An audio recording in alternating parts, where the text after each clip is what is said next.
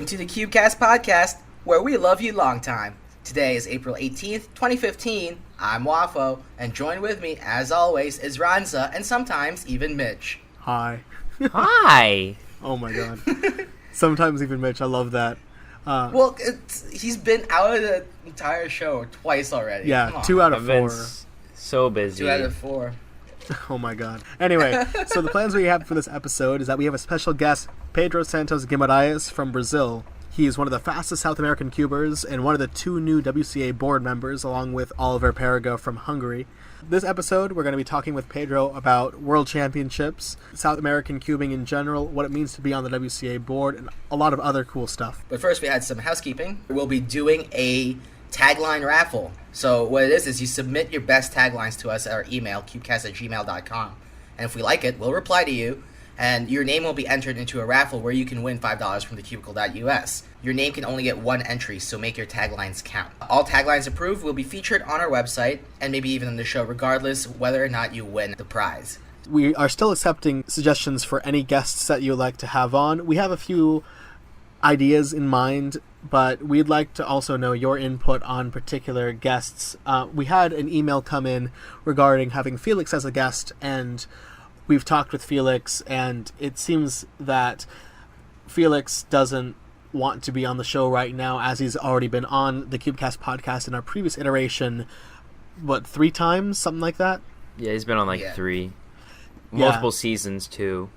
Yeah, so we're going to be waiting a little while before we try having Felix or any of the other guests who were in on the previous iterations of the CubeCast on.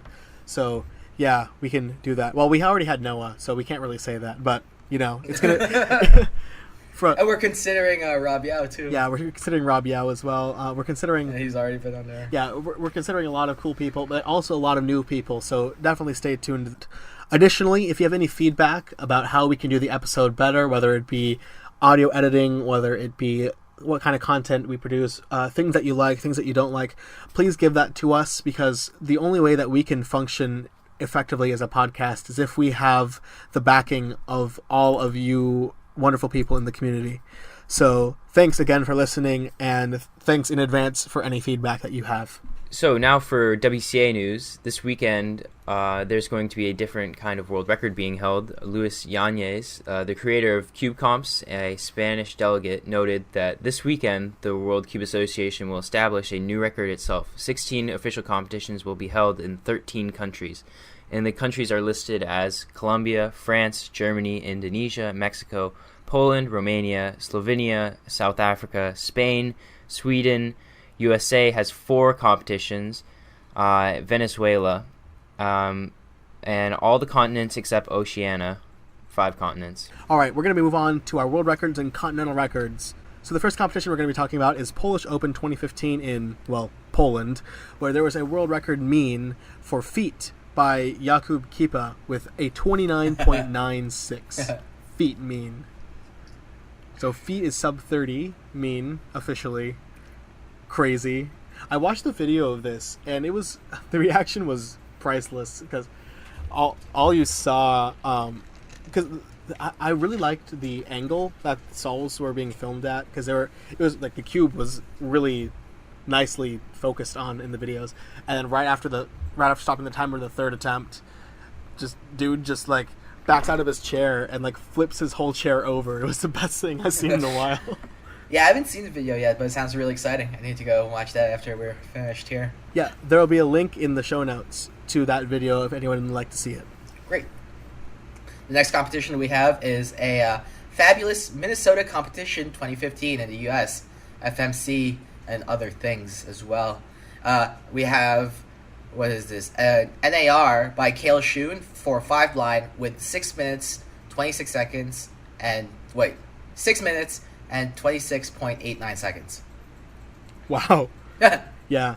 I was reading the speed solving thread, and Kale uses half old Pachman for corners. Why? That's crazy to think somebody's that good. And as far as execution goes, corners are corners. It's nothing new, even from a 2x2 stage. So, but I don't know. It's just kind of cool, and he's been solving 5-blind for under a year, so that just goes to show Wait, how really? much. Yeah, Yeah, he's pretty new. yeah, he's pretty new It's at the whole. kind of like, that's unbelievable. The progression that he's had, like a year, he's able to do that. Oh my gosh, that's crazy. Yeah, it just goes to show like what practice and really caring about the events that you like to do is. Like, if I don't know, would I ever try 5-blind? Probably not. Why don't you guys? No. 'Cause, Tried it. yeah, I tried it once. It's horrible. And I tried solving into this really. So the method that I tried using was I would memorize into a 3x3 that's just like wide turns, and then memorize the resulting 3x3 What? But why? for fun. For, It was awful. For fun? Yeah, This it was how awful. Fun. Like, if like, the way I would do it is just straight comms everything. Well, yeah, it was a proof of concept. Proof of concept. That's such a ridiculous excuse. It's like, oh, okay.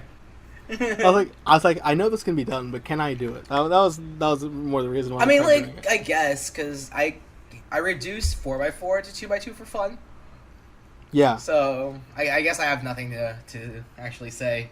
I can't really say much. yo, I usually just solve 4x4 these days, layer by layer, because why not? Ew, Oh my it's God. easy. That makes me cringe. It's not even bad. All right. It's only bad to you, Mitch. Jeez. If you say so. It's only Alright. bad to you. No one cares about your opinion, So- Mitch. The next competition that happened was Jiang Cherry Blossom 2015, held in China. Evan Liu from the United States set both the world record for clock, single, and average of 4.80 seconds for the single and 5.94 for the average. Clock is now officially sub 5 for single and sub 6 for average, which is pretty insane. I remember seeing, I think it was David Woner's sub 5 clock single like 6 years ago or something like that, and I was just amazed. But I didn't think it would really take that long to finally get sub 5 in official, but I guess it, sometimes it takes a long time for improvements. But the average is mind-blowing because sub 6 on clock average is just insane and stupid fast. That's so crazy, and we've been talking like the past 2 episodes about really about clock results that are really, really close to a world record, and just I remember I think it was Wojciech Not had a ridiculously close clock single and average or something like that, to where like if one solve was just a little bit better, he would have beaten world record. It's awesome to see so many contenders for clock. Just the same thing as blind, how we have Maskov and we have Taijun Lin, thousands of miles separating them, and then yet having such comparable and competitive results all on a global scale. That's just really cool to me. Yep. The next thing was Haowei Fan from China at the same competition. He got a 7.85 3x3 ASR average, which is 10th in the world currently. So we have quite a few sub 8 averages officially, and last time I checked we only had 9. But so 3x3 is getting faster, and I didn't realize this. I watched the video of this too, because it's on speed solving. I'll include a link in the show notes. But the guy's hands are so fast. I was looking through the thread, and I finally found breast reconstructions, and his TPS was like 7 consistently. Ridiculous. That's pretty Just crazy. utterly ridiculous. I don't get. It's just like, it's disgustingly fast how he turns. Like, Felix is one thing, but damn. But yeah, like how I like. We It's talked just- about yeah, a it's- video we saw that Robbie I posted in a group that we're in, and the dude's tendons look like they're popping out of his hands when he's solving. Oh, was that that like like the- that was a- the 6 average of 12 or something like that? Or Yeah. 7 average of 12? Yeah. That was the one. Yeah. That's this guy, yeah. The guy with the bad, pretty sure. like, timer starts and stops or something like Hey, that. man. I can't remember. Hey, man. That's all you. In the plus 2s. I don't know. But, like, yeah, that guy was insane. His TPS was just, like... I like, don't understand how he can just be so fast. And he did normal stuff, too. It was just Olo and Piolo. There was no insane tricks or anything. So the next competition we're going to be talking about is Welcome Back to Guildford 2015, hosted in the United Kingdom. And we have a world record by Ollie Frost for 5x5 blindfolded with 5 minutes 35.85 seconds. What? Everybody loves Ollie Frost, man. Ollie Frost, king of Big Blind. Yo, we should have Ollie Frost on. That'd be really cool. Talk about Big Blind, even though none of us do Big Blind. Basically. Like, Yeah. the closest I got... I think I've done one 4-blind solve successfully. Successfully? Yeah. It was like 19 minutes, though. It was ridiculous. Like, Ollie cuts my 4-blind times down by, like, a factor of 3. By more than a factor of 3. Dude solves 5x5 blindfolded faster than I can do 7x7. Just like, it's kind of just a shame. Yo. Oh, God. How is that possible? I don't even get it. I just don't even get it. And the next competitor we have is Alexander Lau from the UK with a 7.37 3x3 average European record. Congratulations. Second in the world now. Second in the world, yeah. Finally beat Mats. Yay. Basically. Yeah, so the current lineup for the top 10 is Felix with his 654, then Alex Lau with 737, then Mats Valk, Bill Wang, Lucas Eder, Cornelius Diekman, Dario Roa Sanchez, Philip Weyer, Kevin Costello III, and then Howie Fan as our top 10, where 10th place is 7.85. And, good lord. Top 10's ridiculous. Holy Yeah, 'cause- crap. Second place through 9th place. So second place is 737, and then 9th place is Kevin Costello III with 769. It's like everything's happening within a 0.32 of a second. Oh. And then there's Felix. Yeah. Well, it's Felix. Like, well, yeah, then there's Felix, who's like 0.83 seconds faster than Alex's average. Yeah. But that's Felix. What can we expect? I mean, like, this is the highest Aru solver has gotten. So, Oh, yeah, ever. ever.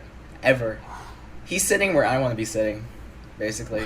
Well, he's sitting where I would have been wanting to sit like 3 years ago. Aw. Like right now, my only concern is spreading the love of cubing. Yeah, and I think we do a pretty good job here at the good old CubeCast podcast, wouldn't you say? Indeed, we do. That was cheesy as Okay, moving on. Oh my god. All right. The last competition that we had a world record from, actually it's the last one we have a record for in general, is Spring Comes 2015 in South Korea with Yu Dayan from South Korea with a 37.58 Megaminx world record single. Congratulations to her. God. She's just dominating Megaminx. It's just like, oh, no one's just going to get as fast as her. It's ridiculous. No one's even, like, remotely close. At all. Yeah.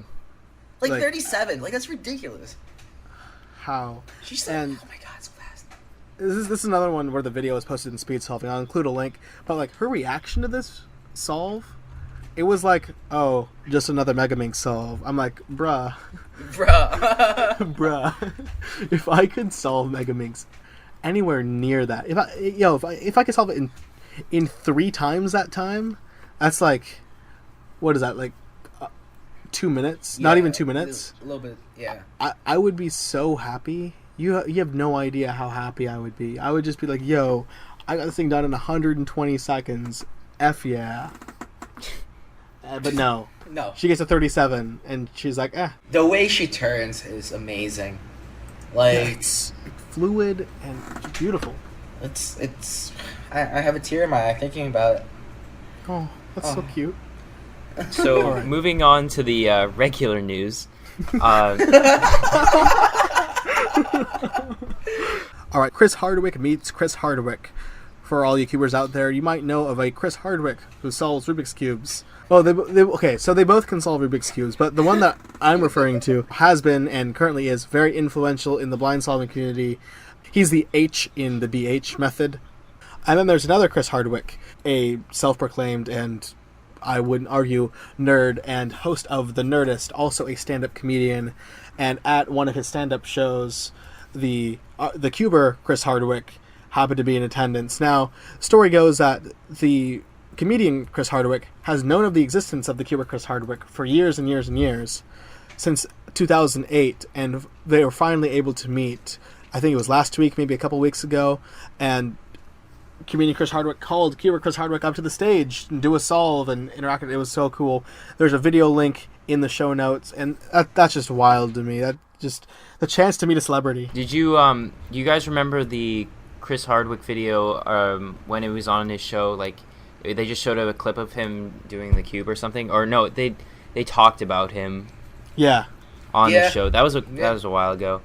Yeah. And now they finally get to meet. Comedian Chris Hardwick has a show called At Midnight, and at one point or another they mentioned the Cuber Chris Hardwick, and it all coming back together, having them to finally meet, and then comedian Chris Hardwick taking a selfie with Cuber Chris Hardwick holding up a solved cube. That's just really cool, and something that I don't know what to call that. It's just really touching, and it's adorable, and we need more stuff like that happening.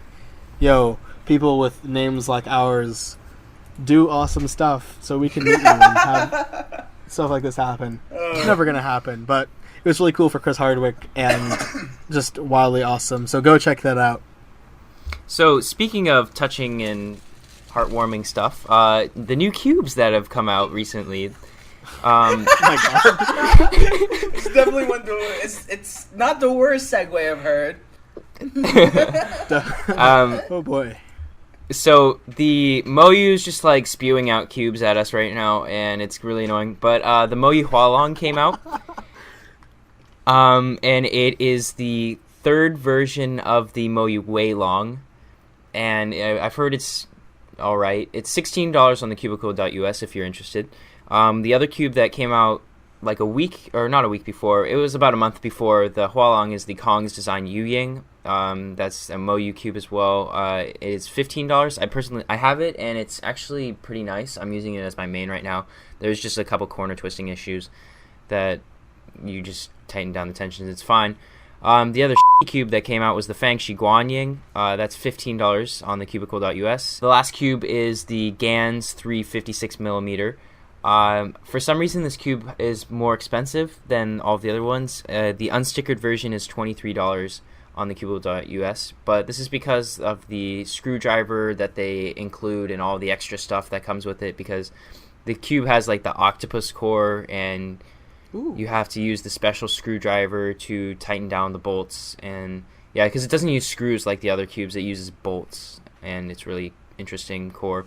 But I've heard it's pretty good, but we'll just have to see. I think Jay has it, so if you've seen his... I'm planning on getting that, by the way. Yeah, but it's so expensive, so I'm hesitant about it. Jay has it, and he posted like a couple really fast averages with it, so if you want to go see that, just go look at Jay's channel. So that's pretty much it about new cubes. Alright, and that covers all of our regular news. Now we're going to be taking the commercial break. After the break, we'll introduce Pedro Santos Guimarães, one of South America's greatest speed cubers, newly elected board member, after the break. This episode of the CubeCast podcast is brought to you by thecubicle.us, trusted by speedcubers and puzzlers worldwide. Check them out at their website, thecubicle.us.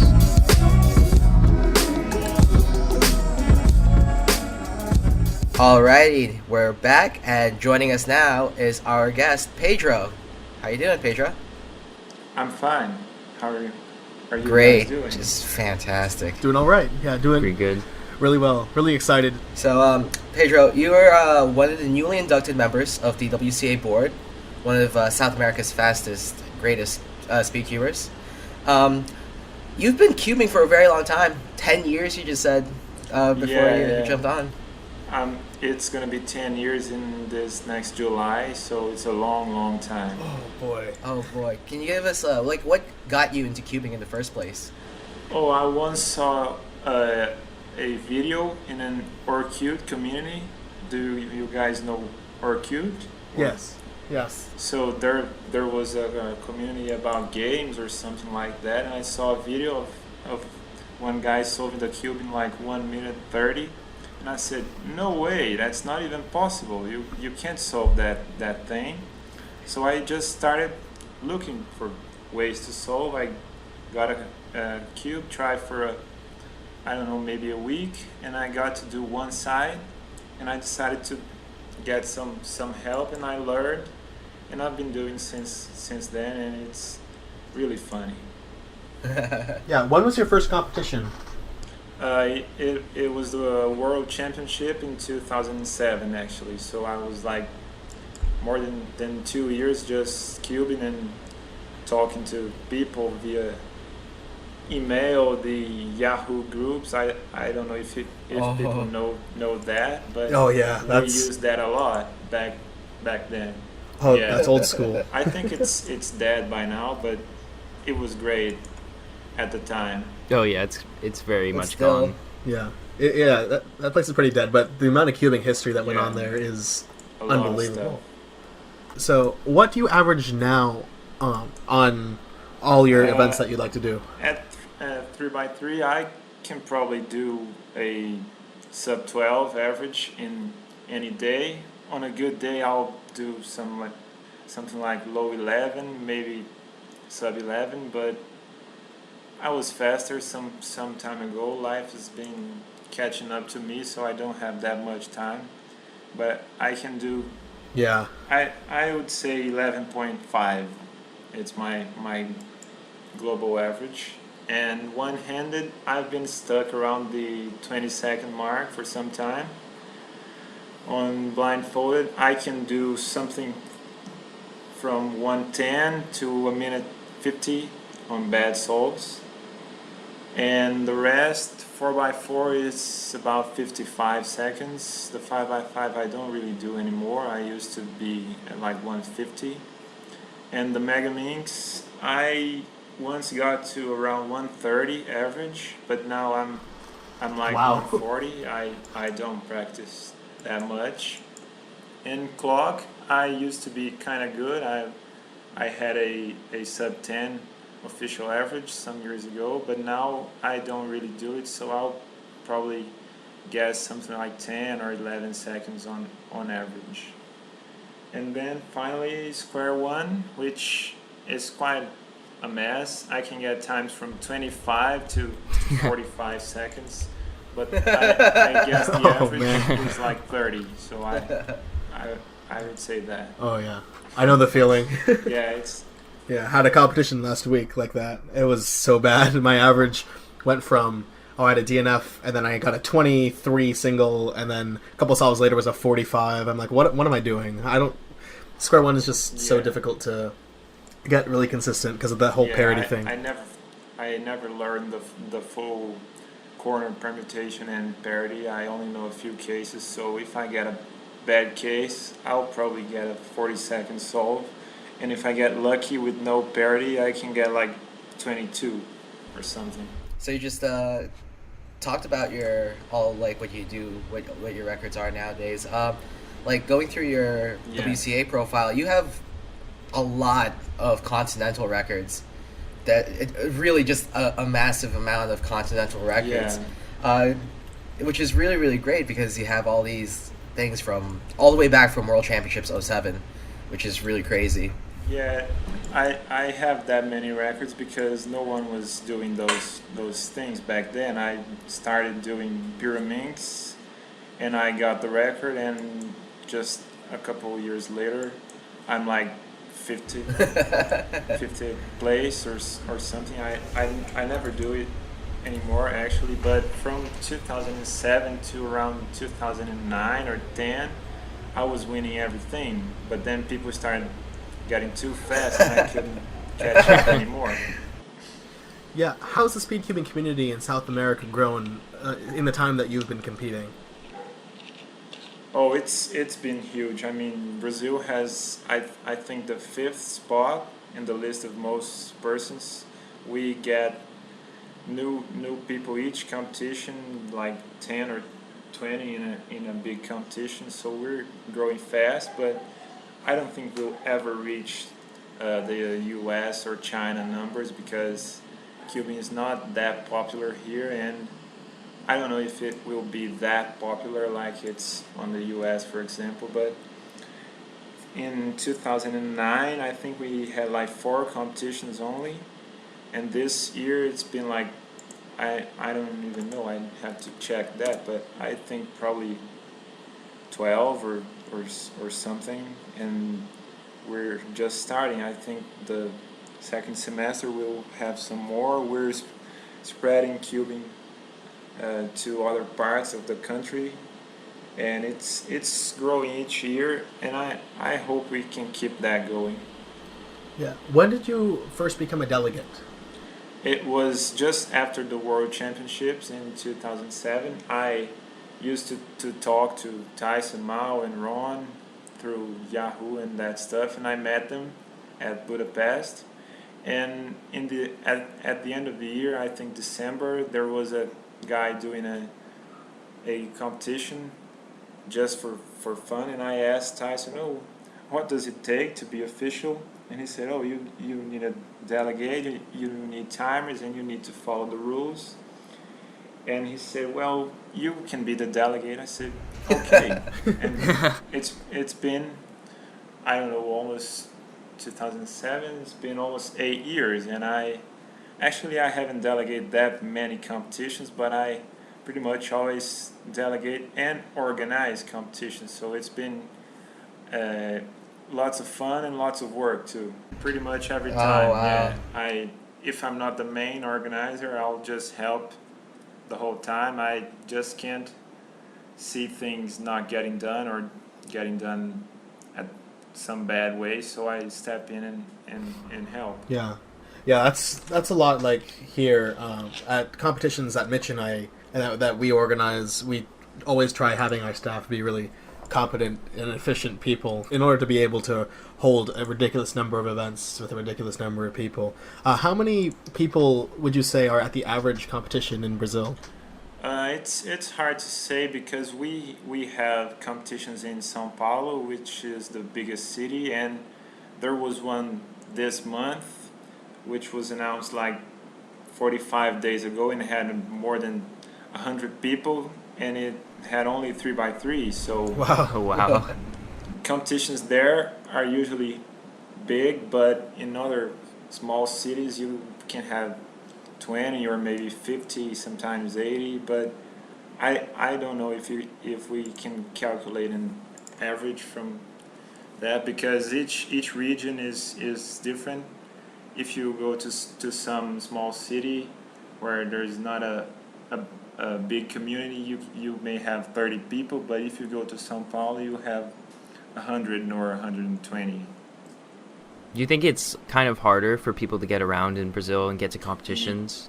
Yeah, it is. The country's big, and the plane tickets are not very cheap, so you'd have to take a bus. But if you're gonna take a bus ride of, I don't know, 600 kilometers, that's not so fun. So That's so far. people will go to competitions nearby, and if you get a good promotion, you can get a cheap plane ticket, but it's not always the case. So traveling inside Brazil is not that easy, and people will mainly go to a competition in their region, except for a nationals competition, Which people are a and little bit they'll- more inclined to yeah, go places. They'll go a little farther away to meet friends and make new friends. Yeah, and then not only nationals, but this year, I'm sure all of our listeners know, World Championships is being held in Sao Paulo. And what do you think of Worlds being held there this year? How well prepared do you think we are, and what do you think it means for the speedcubing community in South America?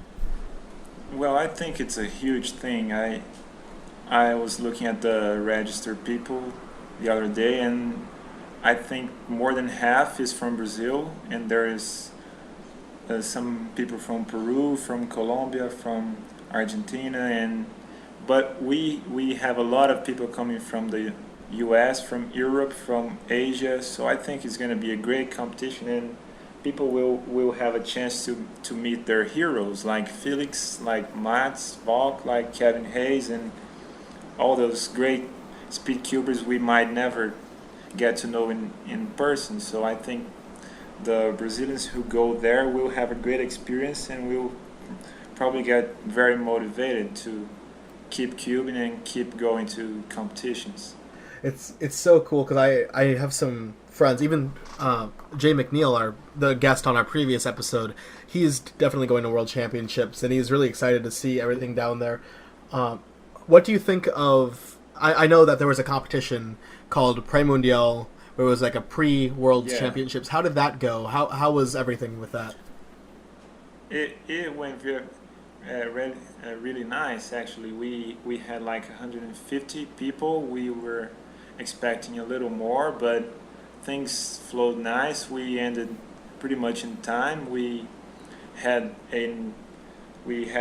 the chance to try multiple locations. We had 3 separate competitions going on, like the main stage, side stage, and the long events room. We never done that before, so it was a good practice, and I think we got to see some stuff which will help us get a good competition in July. We expect that there will be around 300 to 350 competitors, so we will be ready. We're making schedules and getting staff separated to compete before and help at the competition, so we can get things done in time and make everyone happy.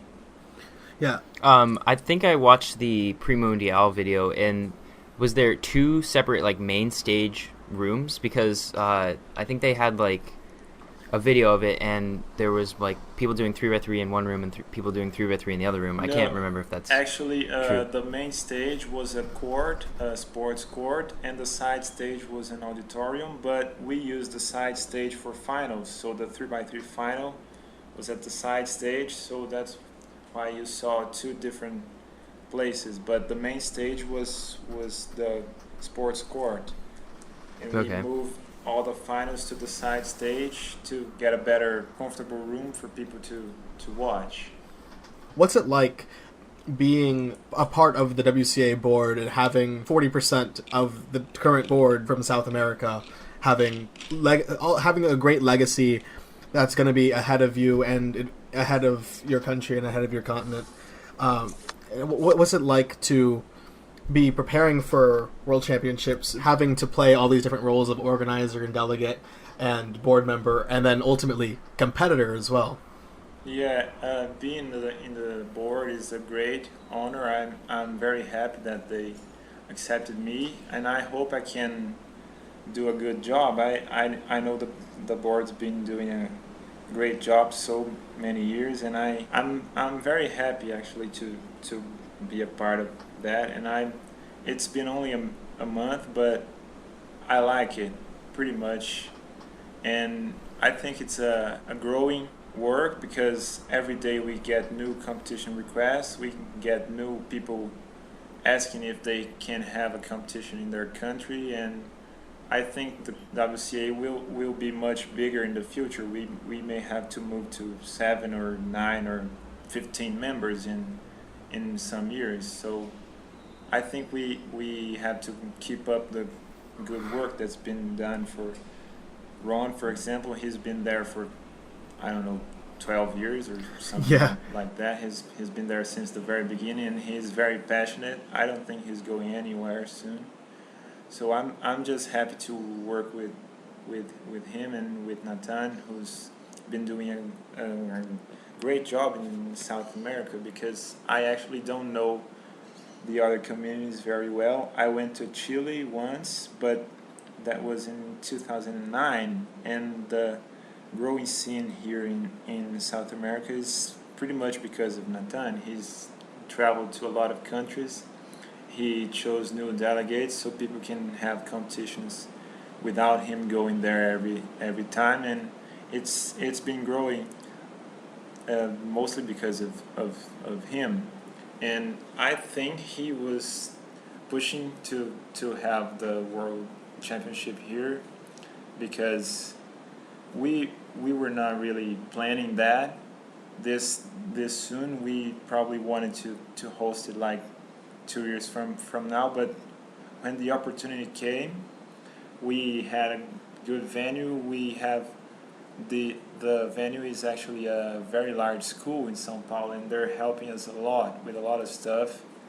They arrange our trips to this pre-competition so we could go there and test stuff. They helped us during the whole competition with lighting, with tables, with food, with their own staff was helping us at some point. So we're very pleased with them. I think they're doing a great job, and we'll have a great competition in July. And I'm kind of used to being an organizer and having all this preparation going, because as I said, I organize pretty much every competition I go. So this is just a very bigger one, a much bigger task, and we're having stuff being done by many people, so we can get all things ready and in time for the competition. Interesting. One of our listener questions was actually they really wanted to know what the board does. It's a kind of a closer look into the WCA internals, like how does it work? So, like, what responsibilities do you have being on the board, and what are they responsible for? Yeah, the board is responsible for approving new competitions, so we get a lot of emails from delegates and organizers wanting to host competitions. We have to make sure they can do stuff correctly. They have a delegate who's attending, they have a good venue, they have a website, and they're respecting the 1 month time. Is it still 1 month for the announcement? Or is it 2 weeks? If they, well, the recommended is 1 month, but we've been doing some with less than a month if they have a good reason for that. There was a case last week when the organizer told us the venue could only be booked within a month, so he couldn't book before, and we announced it like 25 days or something, but he had advertised the competition already, so it was fine. It's really a case by case thing, but the usual time we ask is 1 month, because people have to make travel plans and get hotels and get cheap tickets. So if you announce too close, you're not gonna have many people going, and you're not gonna enjoy too much. So, but the board also has to supervise everything that's going on. We have some committees for dealing with specific stuff, like the regulations committee, the disciplinary committee, and they take care of those hard cases when people break some rule or they behave in a bad way or they steal something. But we also have to check every competition report, and sometimes we have to take action or make a decision about some incident where the delegate was not sure, or if they ask us in the middle of the competition, this just happened, what should I do? We try to answer that very quickly so they can move on. And we're just supervising the whole thing, making sure people are doing the correct procedures, they're following the regulations, they're having competitions with the spirit of the WCA, which is just to have fun, not just compete, but to have fun, to meet friends, and to have a good environment. So we have a lot of email coming every day. We have some crazy requests. We had one last, I think this week, of one guy saying, "Oh, I have 2 kids who are going to run a marathon solving cubes. So what can you do to help us?" And we were like, "Well, we can point you to the area delegate so they can, I don't know, maybe advertise or help scramble cubes or something like that." But sometimes we just have to direct people to talk to the right person. We just coordinate in requests which come to us, and we forward them to the right people so they can answer and they can move on.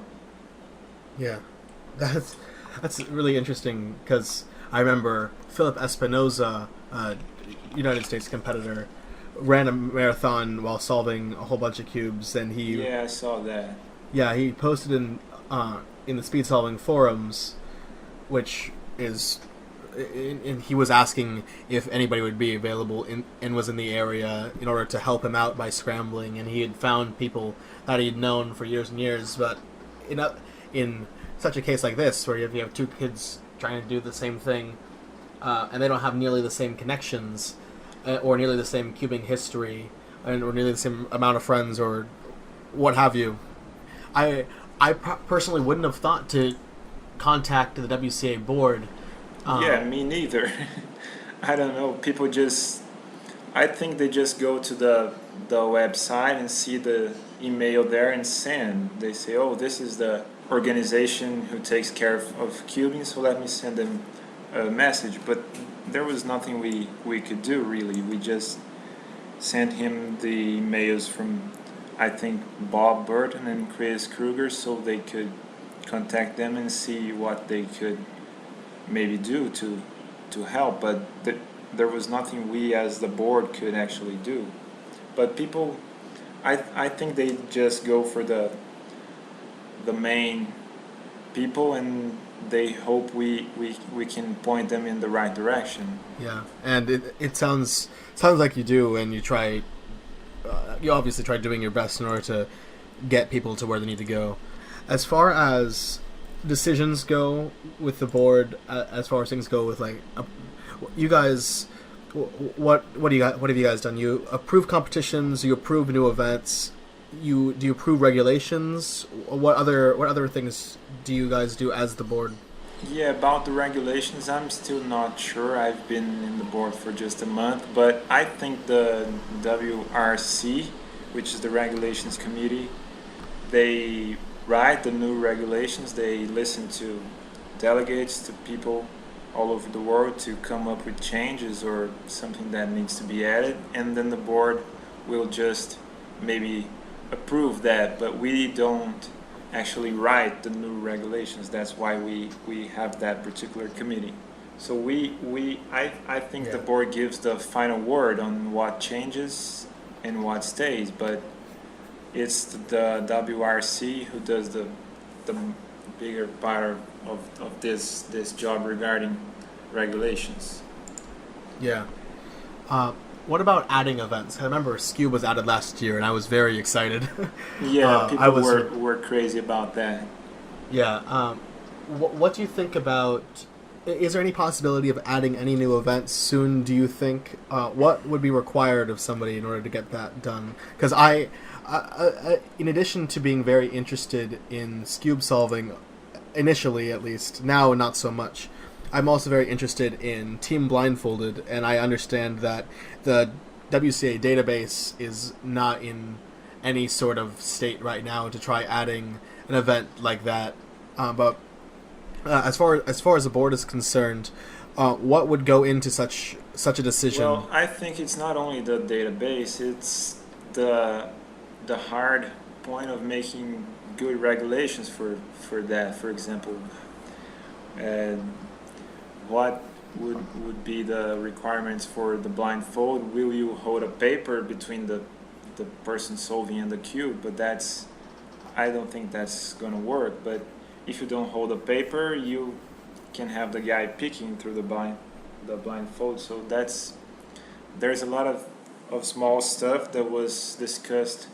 I think some years ago they had a big discussion at the Speed Solve forum, but nothing really concrete was reached. So I think for a new event to be added, we would have to have a great interest from different parts of the world, not only some regions here and there, but we would also need consistent regulations. They have to be consistent with what we have now. They have to be easy to enforce and easy to follow, because if it's too troublesome, we're probably not adding anything. But if someone can come up with a good procedure and good regulations for Team Blindfolded, for example, I think the board would consider that. I'm not sure what was the process behind adding Cube. If I remember correctly, there was a 1 year with unofficial competitions having Cube, or having Cube at official competitions, but not counting for the official rankings. And then, since the interest was big, people were having those regularly, the board decided to add. But I wasn't a part of that discussion, so I don't really know what would it take exactly. But as I said, I think a good interest, good regulations, and a good procedure, so we can have that standard to follow in any competition which decides to hold that new event, whatever it may be. So let's talk a little bit about speed cubing's increase in popularity recently. The competitor limits are becoming more and more common. Even Worlds has a competitor limit this year. I feel like competitor limits, or at least extremely low cutoffs in events including 3x3, will be necessary in the future with the rate that cubing is growing if we want to keep the same number of events and rounds at local competitions. Perhaps 100 competitor limits will be commonplace, and registration could fill up in a matter of days. How do you feel about this? Well, the Worlds have a limit because of space. Really, the venue is not that big, so we cannot hold more than 500 people competing, because we think there will be people just watching and just wanting to know what's going on. So we put that 500 people limit, mainly because of the venue constraints. And I think that's the case for most competitions which have a competitor limit. You don't have a room big enough for 100 people, so you better limit the amount of registered competitors so they can all have a better experience. And as you said, I think as the community grows and speed cubing grows, we will probably have smaller competitions in a lot of places instead of big competitions in a single place where everybody would go, because it will get too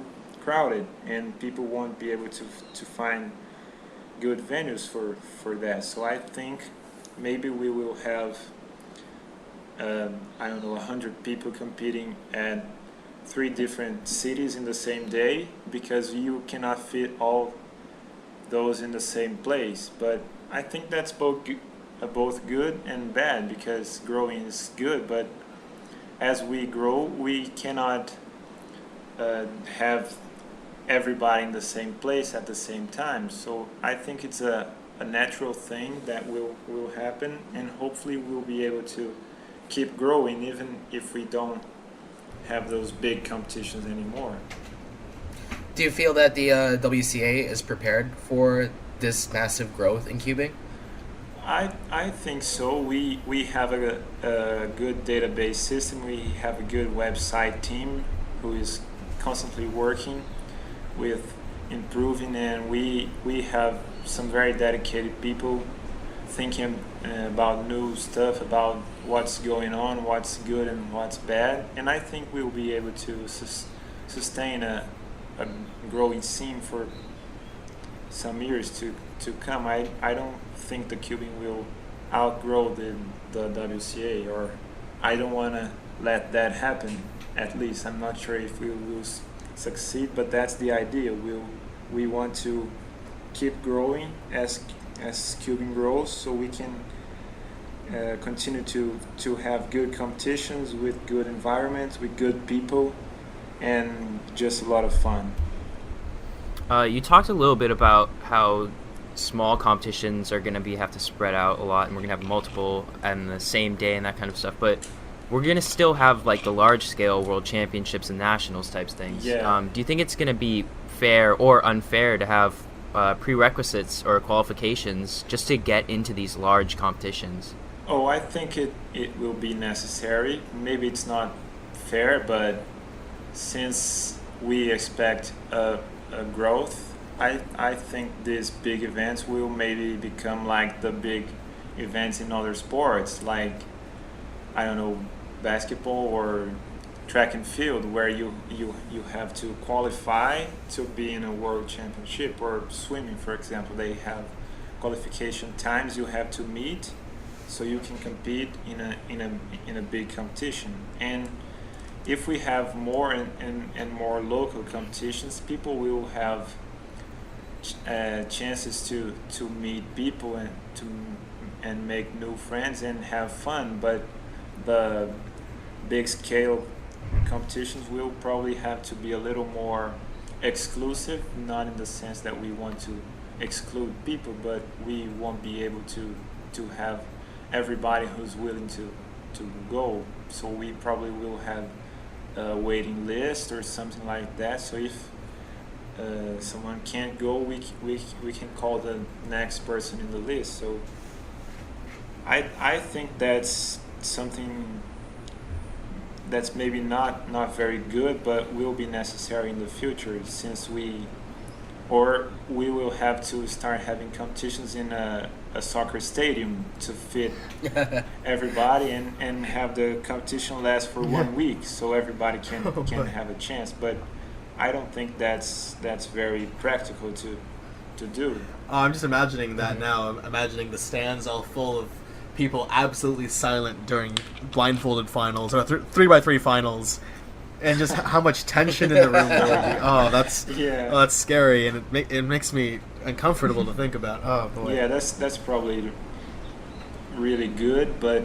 impossible to get, because at our competitions sometimes people won't be quiet, so we have to quietly ask them to shut up. But in a big stadium, you would have to have a microphone, and then you say, please quiet, and that's loud enough to disturb people competing. So unless we have a very, very educated audience, that's something I think won't happen in the near future.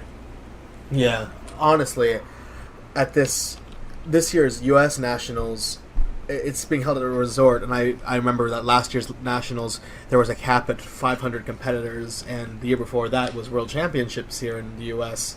where we had near 600 competitors. Do you foresee like cubing events getting so large that we can't that we try finding a venue that might be too large? Do you think that we could get too big of scale in order to even hold from a logistical standpoint? Yeah, I think that's a possibility. We would have to.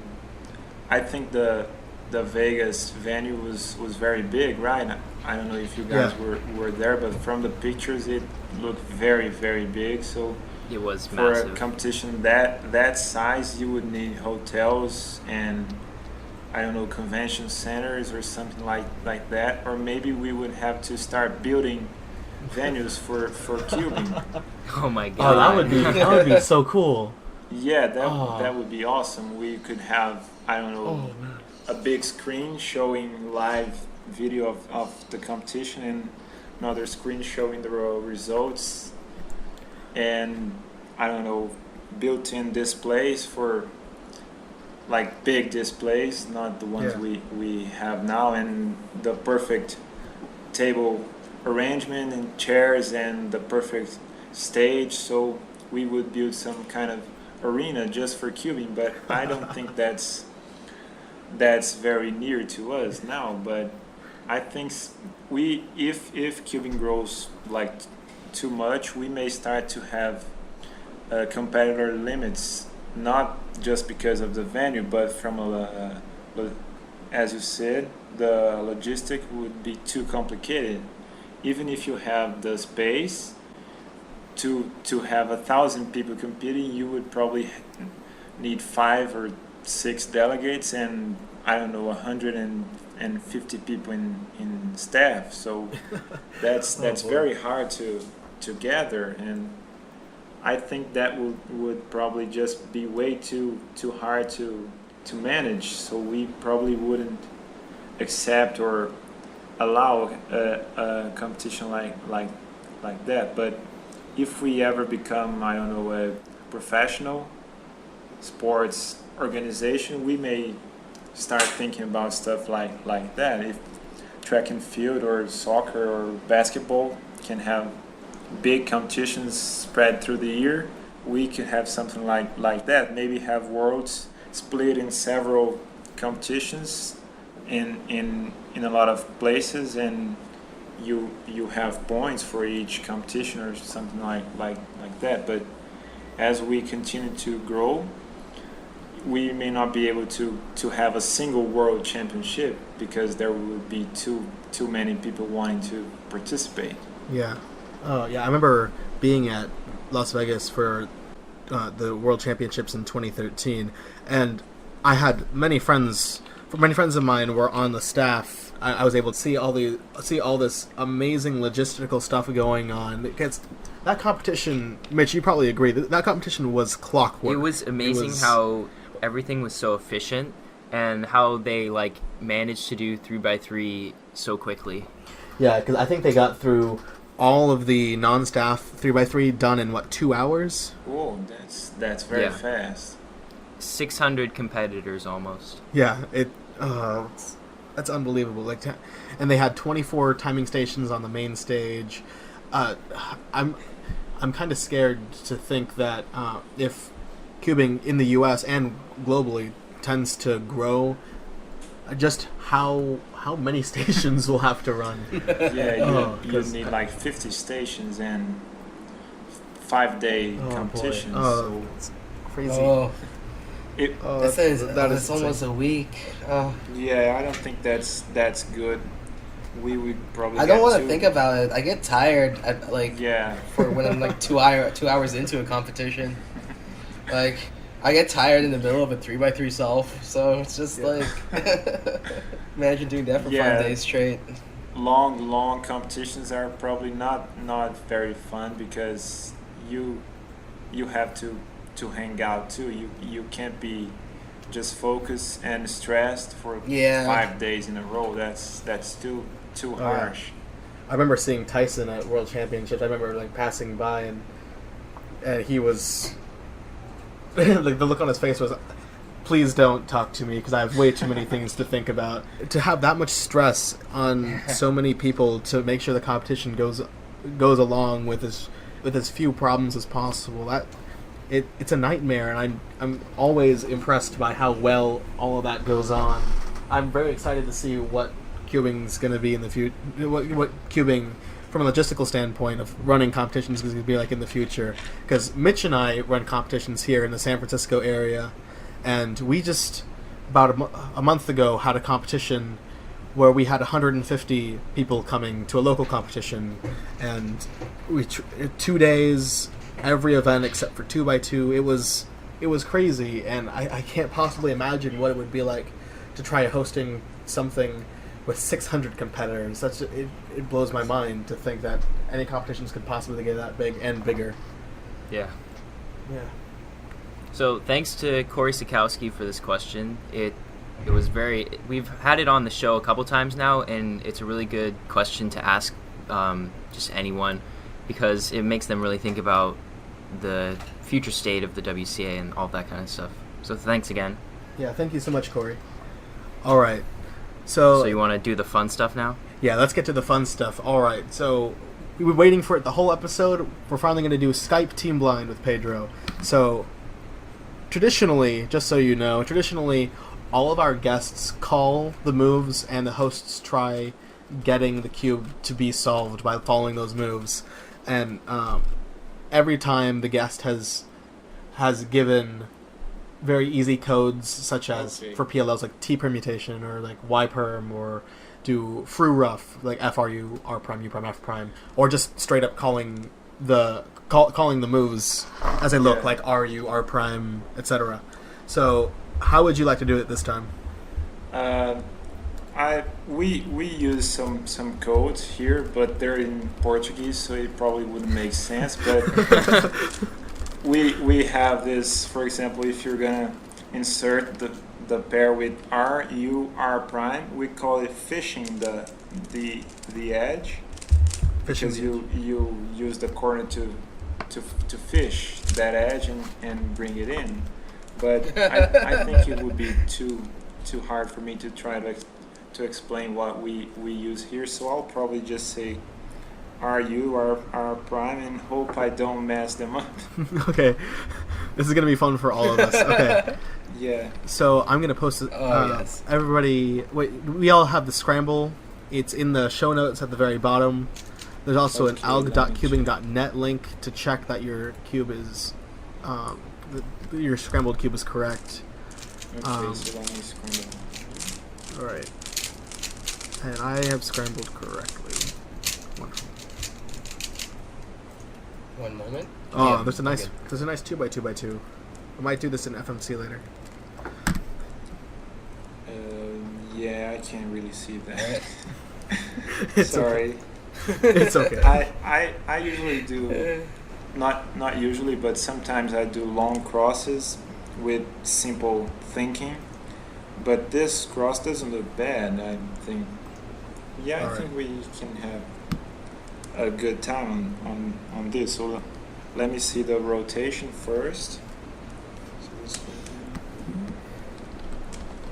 Okay. Well, let me check the cube. Actually, it's scrambled correctly. All right. Everybody ready? Okay. Yep. So, are you timing this? I will. Yeah. Okay. So, can I start? Yeah. Start whenever you're ready. Okay, so you're gonna do a Z2, Y, and R prime, F, L, F. And then D2, F prime. And F prime, U2, F, U prime, L prime, UL. And then you rotate Y, UR, U prime, R prime, U, and then fish. Does it make sense? Yeah. Okay, so you do Yeah. U, R prime, U, R, rotate Y, no, actually, U prime, R, U prime, R prime.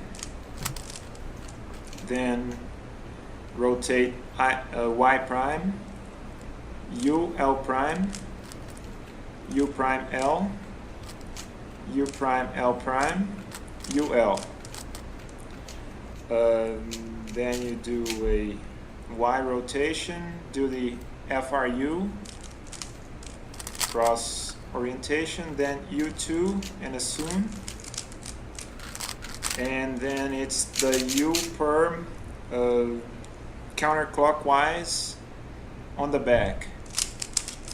And then align U at the end. Ooh, I almost have it. Yeah. I have first two layers done. I have the cross on top, but I don't have. My corners are not oriented. Oh. Waffle, what do you have? I have OLL. I have one F12 slot and cross and one F12 corner. That's Oh it. boy. I think I messed up at the third pair or something. I was gonna do a R2 R prime insertion, but it was gonna give me a bad case for the last pair, so I probably got confused on that and didn't call correctly. Well, Waffle and I had first two Oh, that's layers, fine. so I don't know. Yeah, Yeah, I have think for first maybe two layer done. Yeah. I probably missed a prime somewhere or Maybe. added a prime where there was none. Yeah. It's hard. I never call solves in English, so Yeah.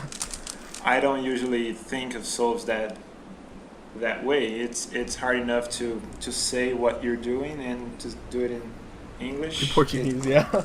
First in Portuguese and then have to like make it into English. Oh, that's hard. Well, thank you for that.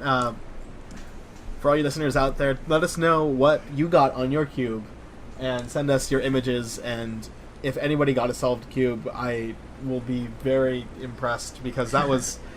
I had through F2L. I had the cross on top. Yeah. Yeah. But- Same. What did you end with? Did you end with a pie case, Swafo? I don't recall. I wasn't looking. Okay. No, I mean when you took off the blindfold. I have OLL done. Hit OL done? Yeah. Huh. Okay. So we'll figure it out. I'll transcribe the audio yeah. and figure out what happened. Yeah, But hopefully someone got it right. Yeah, that'd be pretty cool. I was close. I was really hoping I would get this. So you I haven't guys gotten a got it single team correct? blind so far. Any time did it work? We got it with, well, Jay last time solved it into the cube in a cube pattern, and I got it. Noah did it. He did checkerboard. Yeah, Noah solved it in the checkerboard pattern using, Blind. using a blind method. Using a blind solving method. Kit Clement, he was actually here. We recorded with Kit Clement.